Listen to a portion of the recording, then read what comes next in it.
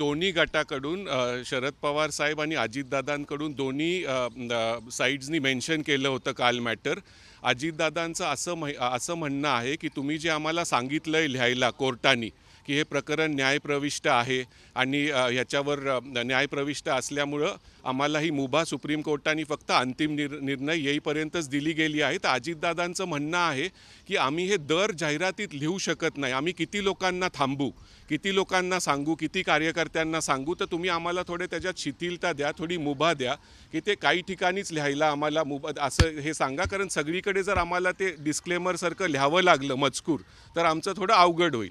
पवार साहेबांचं म्हणणं आहे की कोर्टाने जे सांगितलं आहे त्याप्रमाणे अजितदादा वागत नाही आहेत। 19 मार्चला कोर्टाने सांगितलं होतं की हा मजकूर लिहायला पाहिजे सगळीकडे, तो तसा लिहिला जात नाही आहे। तर काल मेन्शन केलं मॅटर आणि आज लगेचच कोर्टाने ते काल रात्री लिस्ट केलं आहे। आज आपल्याला 11:30 वाजेपर्यंत समजेल की कोर्ट अजितदादांचं म्हणणं मान्य करतं आणि तो मजकूर लिहिण्याचे हे शिथिल करतं किंवा कुठे लिहायचं हे स्पेसिफाय करतं, कारण कोर्टाने मागच्या वेळेस सांगितलं होतं जेव्हा कधी घड्याळ तुम्ही वापराल तिथे खाली लिहावं लागेल। अजितदादांचं म्हणणं आहे की हे सगळीकडे लिहिणं आमच्या हाताबाहेर आहे, कारण कोणी कार्यकर्त्यांनी काय केलं वगैरे तर परत कोर्टाचा अवमान होईल। आणि पवार साहेबांचं म्हणणं आहे की कोर्टाने जे सांगितलं आहे ते अजितदादा नीट पाळत नाही आहेत, घड्याळासंबंधीचा मजकूर जो आहे तो। सर, दुसरी सुनावणी अत्यंत महत्त्वाची आहे ती म्हणजे नवनीत राणांच्या प्रकरणी सुप्रीम कोर्ट आज निकाल देणार आहे। युक्तिवाद आपण सगळ्यांनीच बघितले दोन्ही बाजूने। आज एकीकडे नवनीत राणा अर्ज भरत असताना दुसरीकडे हा निकाल अत्यंत महत्त्वाचा मानला जातो। बघा, नवनीत राणा जेव्हा 2019चं इलेक्शन जिंकल्या त्याच्यानंतर अनंतराव अडसूळांनी त्यांच्या जात प्रमाणपत्रावर प्रश्नचिन्ह निर्माण केलं होतं। मुंबई हायकोर्टाने 2021मध्ये त्यांचं जात प्रमाणपत्र रद्द ठरवलं आणि त्यांच्यावर 2 लाखाचा दंड पण ठोठावला। 2021मध्येच नवनीत राणा ह्या सुप्रीम कोर्टात आल्या आणि त्यांनी स्थगिती घेतली हायकोर्टाच्या निर्णयावर। अजूनपर्यंत ती स्थगिती कायम आहे। 28 फेब्रुवारीला ह्याच्यात पूर्ण आर्ग्युमेंट झाल्या आणि जजमेंट राखीव रिझर्व ठेवण्यात आली होती। आज त्या प्रकरणामध्ये जजमेंट आहे।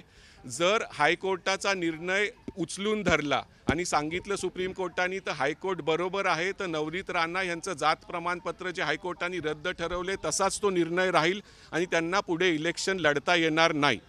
जर सुप्रीम कोर्ट म्हणलं की हायकोर्ट चुकलं होतं आणि त्यांचं जात प्रमाणपत्र वैध आहे तर ते इलेक्शन लढू शकतील।